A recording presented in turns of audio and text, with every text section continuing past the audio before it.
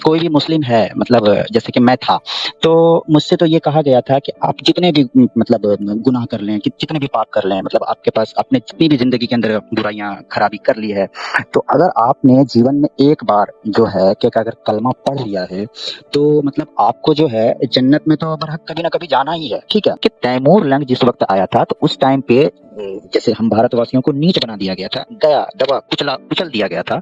तो उसी टाइम पे मतलब हम लोगों ने तैमूर लंग का साथ दे करके बराबरी का हक पाने के लिए क्या हम लोग उसी टाइम पे मुसलमान हुए थे सर? मैं ये मेरा ज़ाती सवाल है सर। भारत के अंदर जो जातिवाद का जो पूरा षड्यंत्र है, उसको तो मैंने देखा है सर, अच्छे से आपसे समझा भी है। लेकिन अगर उसी के दूसरी अपोज़िट साइड अगर देखा जाए मुस्लिमों की तरफ भी, यानी हम मुसलमानों के अंदर भी, तो हमारे अंदर भी काफ़ी जातियाँ हैं। मतलब जातियाँ हैं, फ़िरके हैं, कास्ट हैं, संप्रदाय, मतलब जैसे सुन्नी है, शिया है, अहले हदीस है, देवबंदी है, पता नहीं सर, मतलब तमाम तरह के, पता नहीं कितनी तरह की, मतलब इसके अंदर भी मतलब फ़िरके बन गए। मतलब आप एक छोटा-सा उदाहरण देना चाहूँगा सर, जैसे मान लीजिए कि एक सुन्नी गुट है और एक देवबंदी गुट है। अगर सुन्नी गुट का आदमी अगर देवबंदी की मस्जिद में जाता है, तो देवबंद जो है सुन्नी के मस्जिद में आने के कारण मतलब वो जो है अपनी पूरी मस्जिद को धोएगा। और ठीक उसी क्या तरह बात कर रहे हैं? जी, जी, क्या बात कर रहे हैं आप? मेरा आँखों देखा है सर ये बिल्कुल, इतनी कट्टरता है अच्छा। मतलब हाँ, मैंने देख रखा है। अगर किसी सुन्नी के मस्जिद में अगर कोई देवबंदी आ जाता है, तो यूँ समझ लीजिए कि वो पूरी मस्जिद को धोया जाएगा।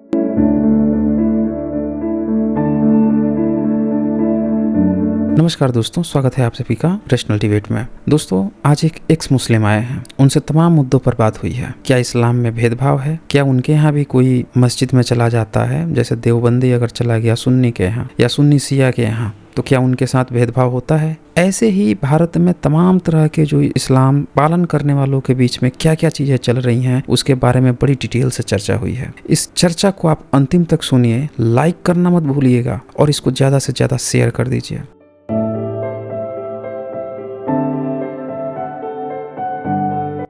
हाँ जी, मुसलमान बताएं क्या कहना चाहते हैं? नमस्कार सर, मैं पहली बार आया हूँ। अब मुसलमान इसलिए रख अच्छा के जी। आया कि आप मुझे थोड़ा कनेक्ट कर पाएँ। सर मेरे अच्छा। 2-3 क्वेश्चन थे जो मैं आपके सामने रखना चाहूँगा सर। अच्छा जी, जी बोलिए। जी, जी, जी। मैं ये जानना चाहता था कि सर बुद्ध के समकालीन के जो इंस्क्रिप्शन मिलते हैं, उसकी ऑथेंटिसिटी जो है केवल आपने ही चेक किया है या आपके जैसे अन्य लोग भी हैं जो इस पर अच्छा खासा काम कर रहे हैं?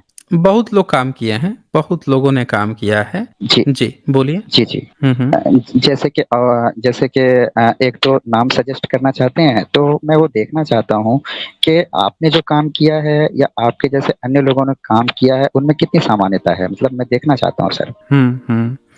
देखें, एक चीज़ आप याद रखिएगा, आप मुस्लिम हैं? जी, मैं तो आप मेरी तरफ से नॉइज़ ज़्यादा आ रही होगी सर। हाँ, मैं पूछ रहा हूँ कि क्या आप मुस्लिम हैं? हाँ सर, बता हाँ, था, अच्छा ठ नहीं, था। अच्छा, आप एक्स मुस्लिम बन गए हैं। जी, जी, कर अच्छा, ठीक है, ठीक है। अब सुने मैं आपको एक चीज़ बताता हूँ। देखें, इस्लाम पे अगर किसी मुस्लिम से कहिएगा कि कुरान का हिंदी अनुवाद बताओ क्या होता है, तो उसको अगर किसी ब्राह्मण के द्वारा अनुवाद किया हुआ अनुवाद दिखाइएगा, तो वो कहेगा कि सही है। बताइए मुसलमान। नहीं कहेगा सर, नहीं कहेगा। अच्छा मान लीजिए सही नहीं किसी मानेगा। जी। नहीं मानेगा। अच्छा मान लीजिए किसी अंग्रेज का या जर्मन कोई हो या कोई दूसरे ईसाई वगैरह हो, वो अनुवाद करें कुरान का, तो वो मान लेगा कि सही है? नहीं मानेगा सर, नहीं मानेगा क्योंकि नहीं मानेगा। क्योंकि कोई भी धर्म, कोई भी जो संप्रदाय होता है, वो लकीर का फ़कीर होता है सर। वो अपनी ही लिखी हुई बातों को हुँ, ऑथेंटिक मानेगा। हुँ, जी। मानेगा। अच्छा, उसी तरह से ब्राह्मण को कहिएगा कि उसके वेद का अनुवाद जो है, किसी मुस्लिम ने किया है या किसी ईसाई ने किया है, अंग्रेज ने किया है, तो वो उसको सही मान लेगा? बताइए वो मुसलमान। भी नहीं मानेगा सर। नहीं, नहीं वो भी नहीं मानेगा हुँ, सर। नहीं मानेगा। तो अच्छा, बाइबल का अनुवाद अगर कोई ब्राह्मण करे या कोई मुसलमान करे, तो ईसाई मान लेगा? नहीं मानेगा सर, बिल्कुल नहीं मानेगा। नहीं मानेगा। तो ज़रा सोचिए कि जब कोई धर्म जो है किसी दूसरे धर्म के द्वारा किया गया अनुवाद नहीं मान रहा है, पर भारत में जितने अनुवाद हुए हैं त्रिपिटक के, ये सारे के सारे ब्राह्मण किए हैं। सम्राट अशोक के जितने इंस्क्रिप्शन हैं सब ब्राह्मण पढ़ रहा है। वो अपना नाम लिखवा रहे हैं ASO के, अब वो पढ़वा रहा है ASHO के हैं। अभी मैंने एक आपको दिखाया कि कैसे एक एक सामने ही पड़ा हुआ है, ये दिखा देता हूँ मैं आपको। जी, जी। ये आप पूछ रहे थे ना कि किसका है, आपको स्क्रीन दिख रहा है, पढ़ सकते हैं ये क्या लिखा है? जस्ट सर 1 सेकंड बस स्क्रीन रोटेट करते हैं सर। स्क्रीन रोटेट सर मैं देख नहीं पा रहा हूँ, दरअसल मैं फ़ोन में जुड़ा हुआ हूँ ना, तो शायद किसी कारणवश जो है ना मैं रोटेट नहीं कर पा रहा हूँ फ़ोन को, तो इसके लिए माफ़ी चाहूँगा सर। अच्छा, मैं पढ़ देता हूँ। देखें, जी, जी, यहाँ बहुत-बहुत पे शुक्रिया लिखा सर। है, हाँ, यहाँ लिखा है, दरअसल इतिहासकारों ने मोर और मृग का संदर्भ गिरनार शिलालेख से लिए हैं। तो जी, जी। इतिहासकार जो हैं सम्राट अशोक के इस इंस्क्रिप्शन से उठाए हैं। डॉक्टर बरुआ, एक डॉक्टर बरुआ हैं, उन्होंने अपनी पुस्तक अशोका इंडिक्स इन न्यू लाइट में लिखा है कि मोर भी पंछी का पर्याय है। सब लोग कह रहे हैं कि वो मोर खाते थे, हिरण खाते थे। अब एक डॉक्टर बरुआ का किताब है, वो लिखते हैं अशोक इंडिक्स इन न्यू लाइट, वो लिखते हैं कि मोर जो है पंछी का पर्याय है, न कि मयूर का। कह रहे हैं कि यहाँ मोर जो कह रहे हैं, मृग का मतलब मोर, वो पंछी जी, है, जी। न कि मयूर नहीं है। उन्होंने इसकी अच्छा। पुष्टि में हाँ, बुद्ध घोष की मध्यम निकाय का टीका का हवाला दिया है। अब बुद्ध घोष 5वीं सदी के एक बौद्ध भिक्षु थे, जो श्रीलंका गए थे। श्रीलंका मतलब उस समय सिलोन जो नाम रहा होगा, सिलोन वहां कहा गए जा थे। जी, जी, जी। हाँ, सरांदीप या सिलोन कहा जाता था। जी सर। हाँ, वहाँ गए थे। उनके लिए उसका भाष्य किए थे, टीका किए थे त्रिपिटक का। तो जी, जी। उनके हवाले से इन्होंने बताया है कि मोर दरअसल पंछी समुदाय को दर्शाता है। तो त्रिपिटक और उनके सोर्सेस बता रहे हैं कि वहाँ पे पंछी की बात हो रही है। आगे ये हुँ, और भी हुँ, हुँ। हवाला दिए हैं, एक जर्मनी के प्राच्यविद जो हैं, उनका हुल्टवज नाम है, उनके हवाले से भी उनकी किताब है इंस्क्रिप्शन ऑफ अशोका, अशोक के नाम पर ही उनका इंस्क्रिप्शन है। तो उसके जी, हवाले से जी। भी इन्होंने बताया है कि ये उस मतलब कि इसका मतलब पंछी और पशु है, न कि मोर और हिरण है।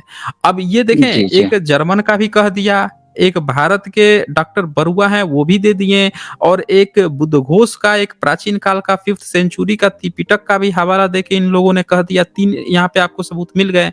लेकिन जी, जो जी, जी। भारत में जो ब्राह्मण है, जी, जी। भारत में, वो आपको जी, क्या जी। पढ़ा रहा है? कह रहा है कि सम्राट अशोक जो हैं 2 मोर एक हिरन मारे जाते थे और भविष्य में नहीं मारे जाएंगे, ऐसा अपना इंस्क्रिप्शन में लिखवाए हैं। लिखवा है। अब जी, ये जी, जी। बताइए कि आपने मुझसे पूछा कि क्या और भी लोग क्या ऐसा कुछ काम किए हैं? मैंने आपको रेफरेंस दिखाया ना 3। जी, यानी जी। कि जो मैं बिल्कुल, कह बिल्कुल। रहा हूँ, वो मैं कोई अनोखा अजूबा या अपने तरफ से नहीं कह रहा हूँ। नहीं कह रहे समझ हैं, रहे हैं ना बस मेरी बात ये को? सब बातें हाँ, आम जनमानस में प्रचारित नहीं है, इसके लिए सर ये सारी बातें छुपी हुई है। और आप हाँ। बड़ा ही अच्छा काम कर रहे हैं सर, मुझे आपका काम बहुत ही ज़्यादा पसंद है। सर मैं 1-2 बातें शेयर करना चाहता हूँ। मैं वैसे मुसलमान संप्रदाय से आता था, था हुँ, ही हुँ। कहना ठीक रहेगा, क्योंकि मैं अब ऐसी किसी धर्म मज़हब में कि मेरी कोई मान्यता अब बाकी रही नहीं है, ठीक है? हुँ, मुझे भगवान मिलेगा या खुदा मिलेगा वो तो बाद की बात है, मुझे फ़िलहाल अभी उसकी कोई ज़रूरत है नहीं। तो सर हुँ। मैं एक छोटा-सा यहाँ पे मतलब मेरे जैसे जितने भी मुसलमान यहाँ पे भाई लोग सुन रहे हैं या समझ रहे हैं, तो मैं एक छोटा-सा सवाल खड़ा करना चाहूँगा सर। मेरा हुँ, सभी हुँ। से सवाल है। मैं रख ही देता हूँ सर। जैसे मान लीजिए कि कोई भी मुस्लिम है, मतलब जैसे कि मैं था, तो मुझसे तो ये कहा गया था कि आप जितने भी मतलब गुनाह कर लें, कि जितने भी पाप कर लें, मतलब आपके पास आपने जितनी भी ज़िंदगी के अंदर बुराइयाँ, खराबी कर ली है, तो अगर आपने जीवन में एक बार जो है कि अगर कलमा पढ़ लिया है, तो मतलब आपको जो है जन्नत में तो बरहक कभी न कभी जाना ही है, ठीक है? आप समझिएगा सर मेरी बात को। और हुँ। मान लीजिए कि अभी हाल-फिलहाल में एक घटना घटी थी, ये झारखंड के क्षेत्र में। तो उसमें क्या हुआ था कि एक मुसलमान व्यक्ति था, मैं नाम नहीं लेना चाहूँगा, एक मुसलमान व्यक्ति था और उस व्यक्ति ने जो है क्या कहते हैं, एक हिंदू लड़की का जो है मतलब उसे जला करके मतलब उसकी हत्या कर दी थी। हत्या हो गई थी किसी कारणवश उसने हॉस्पिटल में उसने अपनी जान गँवाई। तो कहने का पूरा जो है इल्ज़ाम उसी के ऊपर आया कि उस बंदे ने जो है उस लड़की का जो भी लव का मैटर चल रहा था, तो उसने उसकी हत्या कर दी किसी भी कारणवश। कहने का ये मतलब है कि अब मैं इन मुसलमानों से मैं इतना केवल पूछना चाहता हूँ सर कि मान लीजिए कि उसने तो कलमा पढ़ लिया, उस बंदे का नाम मुसलमान के नाम पे रखा गया, उसने कलमा पढ़ा है, तो उसको कभी न कभी उसको जन्नत जाना ही जाना है। तो मुसलमान धर्म जो है इस लड़की के साथ मतलब क्या इंसाफ़ करेगा? और अगर ये मतलब मान लीजिए कि अगर ये काफ़िर है, तो क्या मतलब इसके साथ मुस्लिम मज़हब ने मतलब इंसाफ़ किया? बस मेरा ये मेरा बस ये था मेरे तमाम मुसलमानों से यही मेरा सवाल था कि ये खुदा का कैसा इंसाफ़ है कि एक हत्या करने वाला व्यक्ति जो है हत्या भी कर देता है, लेकिन उसने अगर कलमा पढ़ लिया है, तो वो अपने स्वर्ग में या जहाँ भी है, कहीं भी है, स्वर्ग है या जन्नत है, जो भी है, वहाँ जाएगा ही। लेकिन उस लड़की का क्या? और अगर ये खुदा का इंसाफ़ है, तो ये कैसा इंसाफ़ है सर? ये है मेरा सवाल सर, बस और कुछ नहीं। नहीं, बिल्कुल आपने बिल्कुल सही कहा है। अभी आपने एक चीज़ देखा होगा कि जो गुजरात राइट्स हुए थे, दंगे हुए थे, तो जी, उसमें जी, जी। 11 या 13 ब्राह्मण जो हैं, उनको रेप के केस में जेल में भेजा गया था। ये आपने जी, सुना जी, जी, होगा। जी। अभी हाल-फिलहाल और की ही जब घटना है ये सर। हाँ, जैसे ही वो निकले हैं, तो उनको खूब स्वागत किया गया और ये कहा गया कि ब्राह्मण जो हैं हुँ, वो हुँ, हुँ। बलात्कारी ब्राह्मण भी बड़ा अच्छा होता है, पता नहीं क्या-क्या, बड़ा अच्छा कौन-कौन से होता है। स्टेटमेंट आ रहे थे। हाँ, जी, अब ये जी, जी, बताइए जी। कि अगर उसकी जगह पे एक मुसलमान होता, एक ईसाई होता, कोई पोप होता हुँ, हुँ। या कोई मुसलमान होता या किसी दूसरे धर्म मज़हब का होता, तो उसको हुँ, हुँ। क्या उसी तरह से कहा जाता है कि एक बलात्कारी भी या उसको फूल-माला चढ़ा दिया जाता और अ उसको ये किस नैरेटिव में दिखाते फिर? नहीं सर, फिर तो उसको फिर मतलब यूँ समझिए कि इसको बहुत कड़ी सज़ा दी जाती है क्योंकि देखिए ना भारत के अंदर जो है मैं सर आपकी स्ट्रीम सुनने समझने से पहले मैं मुझे कहने में कोई शर्मिंदगी नहीं है कि मैं बिल्कुल कट्टर मुस्लिम था। मुझे कहने में कोई हुँ, हुँ। शर्मिंदगी नहीं है। लेकिन जो कर्म मैं अपने पीछे छोड़ आया हूँ, तो उस पर मुझे अफ़सोस तो है, लेकिन आने वाले कल का जो है मैं अपने आप को समझता हूँ कि मैं अपने आप पे गर्व करूँगा कि मतलब मैं क्या बन गया हूँ। मतलब आप समझ हुँ, रहे हैं ना हुँ। सर, मैं बहुत ही हाँ। अंदर से मतलब मैं खुश रहता हूँ कि मतलब मुझे एक ऐसा मार्ग का मतलब मुझे पता चला है कि जिसमें मतलब किसी चीज़ की मतलब फ़िक्र नहीं है, मतलब चिंता नहीं है। बस मुझे आने वाले कल की फ़िक्र करनी है, जो बीत गया उसे छोड़ देने में ही मतलब मैं अब भलाई समझता हूँ। तो सर मेरा कहने का ये मतलब था कि सर पूरे भारत के अंदर जो है ब्राह्मणवाद का मतलब बहुत ही शानदार कब्ज़ा है। मतलब कह नहीं सकते मतलब इतनी मतलब ज़ोरों-शोरों के ऊपर मतलब कब्ज़ा है। और मैं यहाँ कई ऐसे मतलब ब्राह्मण भाई लोग हैं, अब भाई ही कहना ठीक रहेगा क्योंकि रहते हैं साथ में तो कहना भी उचित है।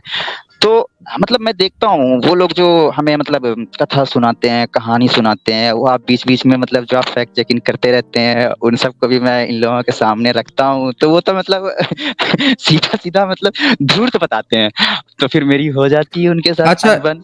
अच्छा, एक मुसलमान, 1 मिनट ज़रा, ये जोसेफ मुर्मू कुछ यहाँ पे लिख रहे हैं कि ये गलत जी, जी। मैसेज दे रहा है, झारखंड दुमका हत्याकांड है, लड़की का जी, नाम जी, जी, जी। अंकिता सिंह थी और उसके हुँ। घरवालों ने ही मारा था।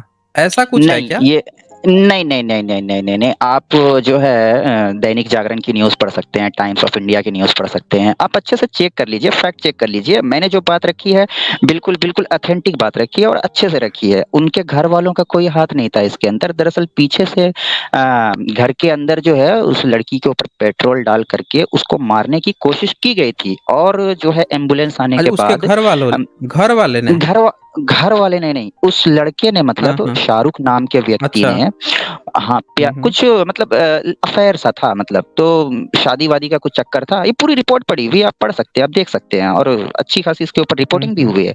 काफ़ी बवाल भी मचा था इसके ऊपर। ख़ैर अगर लगता है तो मैं तो अच्छे से चेक करके बोल रहा हूँ, लेकिन आप भी एक बार हुँ। जोसेफ मुर्मू जी आप एक बार चेक कर लीजिएगा, वो ज़्यादा सही रहेगा सर। हाँ, ठीक है, ठीक है। मतलब कुल मिला के कहने का ये मतलब है कि कोई भी जी। धर्म मज़हब हो, वो जी, जी। अपने-अपने धर्म मज़हब के लोगों को अगर वो बुरा भी काम कर रहा है, तो भी उसको हाँ। बुरा ना कह के समर्थन दे रहा है। जी, ये यहाँ जी, पे जी, जी। सारे के सारे धर्म मज़हब में ये दिख रहा है और इसीलिए दिख मैं रहा कहता है। हूँ कि कोई धर्म जो है अपराध को सपोर्ट कर रहा है, फिर उस धर्म को आप लात मार दीजिए भई। जी, जी। जो धर्म और एक दरअसल अपराधी को सपोर्ट कर रहा है, उसको लात मार दीजिए फिर। जी। और मैं सर 1-2 बातें और बताना चाहूँगा सर कि जैसे मैंने तो अभी अभी ये जो भारत के अंदर जो जातिवाद का जो पूरा षड्यंत्र है, उसको तो मैंने देखा है सर अच्छे से आपसे समझा भी है। लेकिन अगर उसी के दूसरी अपोज़िट साइड अगर देखा जाए मुस्लिमों की तरफ भी यानी हम मुसलमानों के अंदर भी, तो हमारे अंदर भी काफ़ी जातियाँ हैं। मतलब जातियाँ हैं, फ़िरके हैं, कास्ट हैं, संप्रदाय मतलब जैसे सुन्नी है, शिया है, अहले हदीस है, देवबंदी है, पता नहीं सर मतलब तमाम तरह के पता नहीं कितनी तरह की मतलब इसके अंदर भी मतलब फ़िरके बन गया मतलब एक छोटा-सा उदाहरण देना चाहूँगा सर, जैसे मान लीजिए कि एक सुन्नी गुट है और एक देवबंदी गुट है। अगर सुन्नी गुट का आदमी अगर देवबंदी की मस्जिद में जाता है, तो देवबंद जो है सुन्नी के मस्जिद में आने के कारण मतलब वो जो है अपनी पूरी मस्जिद को धोएगा और ठीक उसी क्या तरह बात कर रहे हैं? जी, जी, क्या बात कर रहे हैं आप? बिल्कुल। मेरा आँखों देखा है सर ये बिल्कुल, इतनी कट्टरता है अच्छा। मतलब हाँ, मैंने देख रखा है। अगर किसी सुन्नी के मस्जिद में अगर कोई देवबंदी आ जाता है, तो यूँ समझ लीजिए कि हुँ, वो हुँ। पूरी मस्जिद को धोया जाएगा। और अच्छा अगर जी। हाँ, उससे भी अगर अधिक कोई कट्टर रहा, तो यूँ समझिए कि मस्जिद से उसको निकाल दिया जाएगा। यहीं से तो मेरी पूरी की पूरी मतलब जो है मतलब मेरे अच्छा जी। माइंड का जो पूरा यू टर्न जो हुआ है ना, यहीं पे हुआ है। हुँ, मतलब हुँ। इसी पॉइंट पे हुआ है। कि मतलब कोई भी धर्म जो है मतलब मैंने बचपन से पढ़ा था मैं दरअसल उर्दू अच्छा पढ़ा लिखा हूँ सर। मैंने काफ़ी अच्छी पुस्तक भी मैंने पढ़ रखी है, बहुत सारी किताबें मैंने पढ़ रखी है उर्दू के अंदर भी। तो मुझे कुछ चीज़ें ठीक लगती थी और मैं सुन्नी में था तो मैं सुन्नियों की किताबें मुझे प्रेफ़र की जाती थी। मैं सुन्नियों की ही किताबें पढ़ता था। तो मैं एक पक्ष ही जान पाता था, पूरी एक पक्ष ही जान पाता था। लेकिन फिर जब मैंने दूसरे गुटों को भी पढ़ना शुरू किया ना तो वो इसको बुरा कह रहे हैं, वो उसको बुरा कह रहे हैं। वो आप नहीं बताते हैं कि शंकराचार्य ने उसको गाली दे दी, फिर तुलसीदास ने उसको गाली दे दी। तो मतलब इसी तरह का ही कमोबेश जो है ना कॉन्सेप्ट मतलब हुआ मतलब इधर भी है मुसलमानों के अंदर। अच्छा सर छोटा-सा सवाल मैं एक और रखना चाहूँगा सर अगर अगर आप कहें तो? हुँ, हुँ। जी। भारत के अंदर जो है मुस्लिम्स जो आए हैं, तो मैं बीच में आपकी स्ट्रीम को ध्यान से पूरी सुन नहीं पाया था सर, माफ़ी चाहूँगा। लेकिन मैंने सुना था कि तैमूर लंग जिस वक़्त आया था, तो उस टाइम पे जैसे हम भारतवासियों को नीच बना दिया गया था, गया, दबा, कुचल दिया गया था। तो उसी टाइम पे मतलब हम लोगों ने तैमूर लंग का साथ दे करके बराबरी का हक पाने के लिए क्या हम लोग उसी टाइम पे मुसलमान हुए थे सर? मैं ये मेरा ज़ाती सवाल है सर, मेरा पर्सनली सवाल है। देखें उसमें उस सारे लोग तो नहीं हुए थे, लेकिन उसमें 2-3 गुट आए थे। एक तो जो जी, जी। पारसी जो आए थे भारत में, तो पारसी जो आए थे, उन्होंने भी आके उससे रिक्वेस्ट किया कि देखो हम तो तुम्हारे साइड के आए हैं। ये पारसी जो होते थे, ये आके जो भी कोई बाहर से आता था, देखता था जो सत्ता में है उसकी चापलूसी में लग जाते थे। तो ये बोला कि हम तो आप ही के साथ हैं, ये पूरा लगे चापलूसी करने, उसकी चाटुकारिता करने कि हमको ये फिर वो रेफर करने लगे कि देखो हमको तो जो खिलजी थे, उन्होंने हमको बसाया, ज़मीनें दी, ये की, वो की। तो वो फिर तैमूरलंग उनको बहुत सारा प्रलोभन देता है मतलब प्रलोभन कहता है कि चलो हमारे साथ अपने देश चलो वहां पे तुमको जमीन देंगे ये देंगे वो देंगे सारा चीज देंगे फिर वो कहते हैं कि अरे आप मर जाओगे फिर क्या होगा हमारा कहता है हमारे बच्चे भी देंगे मैं लिख के बैनामा कर जाऊंगा वो खूब सारा बोलता है लेकिन वो नहीं जाते हैं कहते हैं नहीं नहीं, हमको यहीं ठीक है यहीं पे हमको दे दो कुछ तो एक तो पारसी ये थे फिर वो चेक करने के लिए पूछता है उनसे कहता है कि तुम लोग तुम तो पारसी लगते नहीं हो, तुम लोग तो यहाँ की तरह लाश वास जलाते हो। तो एक बूढ़ा जो है झूठ भी बोलता है आगे आके कि नहीं नहीं, हम अभी भी पारसी ही हैं। मतलब वो जान गया था कि यहाँ पे आके ब्राह्मण ब्राह्मण इस तरह की चीजों में फंस गए हैं, बन गए हैं ये सब, लेकिन वो जबरदस्ती जो है वो इसको दिखाने की कोशिश कर रहे थे कि हम पारसी है। इसके बाद से एक और घटना होती है कि कुछ जिसको ये नीच बना दिए थे, वो बोला है, तैमूर लंग लिखा है कि यहाँ आके मुझे पता चला कि भारत में तो 5 तरह के लोग रहते हैं, जिसमें से ब्राह्मण सबसे ऊंचा रहता है। अब ब्राह्मण का नाम भी बड़ा गजब लिखा उसने, दिखता है कि एक ब्राह्मण था, उसका नाम था गानी होरता। गानी होरता भारतीय नाम नहीं है, ईरानी नाम है। और गानी होरता ब्राह्मण था, उसको बोला था तुमको श्राप दे दूंगा, मर जाओगे, उसका नाम ईरानी था, उसका भी बात लिखा है। फिर वो कुछ लोग आते हैं, कहते हैं कि ये सब जो है हमको वो कर दिए थे, मतलब नीच बना दिया हमको, हमारा तो खर्चा पानी नहीं चलता, गरीब, हम लोग गरीब हैं, कुछ नहीं हमारा वो चलता है, हमको कुछ कीजिए, ये कीजिए, वो कीजिए। तब उसने क्या किया, वो पिघल गया तैमूर लंग, बोला कि इतनी हालत खराब कर रखी है इन लोगों का, इनके बाल बच्चे बहुएं इनकी सुरक्षित नहीं है, बेटियां सुरक्षित नहीं है, इनके पास जमीन नहीं है, सब छीन लिया है, फिर इनको नीच बना दिया है, मैला ढुआ रहा है। तब उसने कहा कि उसने अपने एक दोस्त को पैगाम भेजा जो पाकिस्तान का कोटा जगह है, क्वेटा जगह है, वहां पे कहा कि एक काम करो, पूरा एक एरिया जो है उस जगह को खाली करवाओ और उस जगह पे हम कुछ लोग भेज रहे हैं, इनको बसाओ। तो उसने पूरा एक जगह खाली करवा के बसवाया था। जब वहां से जीत के जाने लगा, वो बोले सब की सब हमको मार देंगे, अब हम मुस्लिम बन गए हैं तो हमको मार देंगे। तो फिर वहां पे जगह देके बसवाया था। ये भी घटना उसने दर्ज की है। तो ये बात आई है यहाँ पे। जी जी मुसलमान, जी जी जी जी, बिल्कुल बिल्कुल, शुक्रिया शुक्रिया सर, आपने ठीक आपके है, बताने के लिए। जी जी जी, ठीक है अगर मुसलमान। नहीं, बिल्कुल अब बिल्कुल सर, काफी आज आपसे काफी बिल्कुल बातें बिल्कुल हो सर, गई। बिल्कुल सर, बिल्कुल ओके, बिल्कुल बिल्कुल, शुक्रिया शुक्रिया, जोड़ने के लिए बहुत बहुत शुक्रिया, शुक्रिया सर, बिल्कुल हाँ बिल्कुल। जी, शुक्रिया। ये वॉइस ऑफ इंजीनियर्स लिखते हैं, महावंश ग्रंथ में लिखा है, सम्राट अशोक के समय 251 बीसी में यवन भिक्षु थेर महाधम्मरक्षित ने पुंडरीक नगर की स्थापना की। पुंडरीक यवन भिक्षु थेर महाधम्मरक्षित। अब ये देखें, महावंश जो किताब है ना, उसकी ऑथेंटिसिटी नहीं है और न ही वो त्रिपिटक का हिस्सा है, ये चीज समझिएगा। उसको उसके बारे में कहा गया है कि उसमें बहुत सारी चीजें इन लोगों ने मिला दी है। आपने प्रश्न पूछा है, मैं आपको एक जानकारी दे देता हूँ, उस जानकारी को थोड़ा सा समझिएगा। श्रीलंका हो, थाईलैंड हो, कहीं पे भी हो, श्रीलंका में जब चीजें कंपाइल हो रही थी तो ये कंपाइल हुई हैं 18वीं सदी में, 19वीं सदी में कंपाइल हुई हैं। वर्मा में भी कंपाइल हुई हैं ये 20वीं 1956 तक में कंपाइल हो रही थी। इधर नेहरू जी यहाँ से वो दे रहे थे, संदेश दे रहे थे यहाँ से, भारत से, कि भाई हाँ आप लोग बड़ा अच्छा काम कर रहे हैं। बताइए, बर्मा जैसे देश में 1956 में त्रिपिटक कंपाइल हो रहा था और आज जो है लोग उसमें से उठा उठा के कह रहे हैं कि देखो उसमें ये बात लिखा है वो। अरे सारी किताबें कंपाइल हुई है, त्रिपिटका पिछले 150-200 साल के अंदर कंपाइल हुई है। तो इसीलिए किसी भी चीज को सत्य मान लेना थोड़ा सा हमें समझना पड़ेगा। और ये यवन भिक्षु जो लिखा हुआ है, ये थोड़ा सा हमें समझना पड़ेगा कि क्यों यहाँ पे यवन भिक्षु लिखा हुआ है और 251 बीसी की वो क्यों बात कर रहा है, जबकि महावंश खुद ही बताया जाता है 5th-6th सेंचुरी का, लेकिन वो तब भी उस समय का नहीं है। ये भी महावंश लिखा गया 1837 में, जब जेम्स प्रिंसेप पढ़ रहे थे तो अनुवाद जब कर रहे थे तभी उनको इन सब किताबों का पता चला महावंश का। तब मंगाया गया था श्रीलंका से, अनुवाद यहाँ पे बैठ के कराया गया, ब्राह्मण उसका बैठ के अनुवाद किया, गपोड़ दिया उसमें तरह तरह के, फिर दोबारा कराया गया, तिबारा कराया गया। तो उसमें भी बहुत घाल मेल है, महावंश में भी, वॉइस ऑफ इंडिजिनियस। अच्छा, इसके बाद से यहाँ पे शुगना राम जी हैं, इनका सुपर स्टिकर आया है, शुक्रिया आपका शुगना राम जी। अमित प्रसाद जो हैं वो लिखते हैं, जय भीम, जय मंडल, जय जौहार, संविधान जिंदाबाद। एस सर जी, आपको भी अमित प्रसाद जी। दुर्गेश कुमार यहाँ लिखते हैं, यू आर ग्रेट सर, नमो बुद्धाय जी, शुक्रिया आपका दुर्गेश जी। रवि कुमार जी का यहाँ सुपर स्टिकर आया है, बहुत बहुत शुक्रिया आपका रवि जी। फिर इसके बाद डॉक्टर संदीप यादव जी लिखते हैं, दिलीप मंडल जी ने बहुजनों के ओवरसीज अपॉर्चुनिटी के बारे में स्ट्रीम किया था, जिसमें सभी वक्ता फॉरेन यूनिवर्सिटी में पढ़ रहे हैं, आप उनको फॉलो कर सकते हैं। अच्छा, ये कहाँ पे स्ट्रीम किए थे? वो शायद ट्विटर पे करते हैं ना, सारे लोग ट्विटर पे नहीं है ना, ये चीज हमें देखनी पड़ेगी। और आशाश्री देवी जी यहाँ लिखते हैं, स्वर्ग या जन्नत में सिर्फ 76 हूर या अप्सराएं हैं और उन्हें पहले से पहुंचे हुए स्वर्गवासी ऋषियों मौलाना ने कब्जाए हुए हैं, अनंत काल के लिए नए आए रो रहे हैं।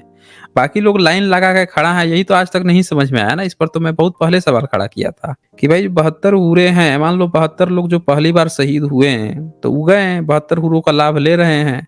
अब 76वां जो है, 73वां जो व्यक्ति जाएगा तो क्या वो वहां पे लाइन लगा के खड़ा होगा, अपने शिफ्ट का इंतजार करेगा? फिर उसके बाद से इतने सारे जो शहीद हो रहे हैं वो भी जाके क्या लाइन लगाएंगे? क्या वो 72 हूरें जो हैं शिफ्टिंग में बाकी लोगों को सेवाएं देंगी? या अल्लाह जो है सबके लिए 72 हूल ऊपर जो है पैदा करते रहेगा? क्योंकि लोग मर रहे हैं ना, रिसाइकल तो हो नहीं रहा है, मर रहे हैं, ऊपर जा रहे हैं, इकट्ठा हो रहे हैं, सबको 72 हूर चाहिए। तो क्या अल्लाह वहां पे कोई फैक्ट्री खोल के तो नहीं चला रखे हैं जिन्होंने हर व्यक्ति के लिए 72 हूर वो उत्पन्न कर रहा हो? तो बड़े सवाल है ना, इस पे सवाल ही सवाल हैं। इस वीडियो को अंतिम तक देखने के लिए बहुत बहुत धन्यवाद। जल्द ही मिलते हैं एक नए वीडियो के साथ। बहुत बहुत शुक्रिया आप सभी का।